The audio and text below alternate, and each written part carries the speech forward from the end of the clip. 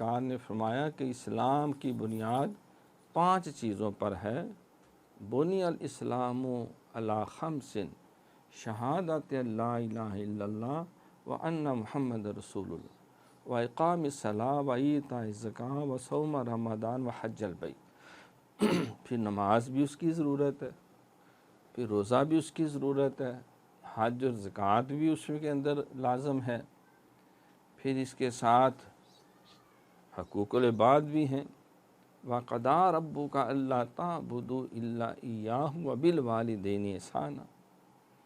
تمہارے رب نے یہ فیصلہ کر لیا کہ اس کے سوا کسی کی پوجا نہ کرو اور ماں باپ سے بھلائی بھی کرو۔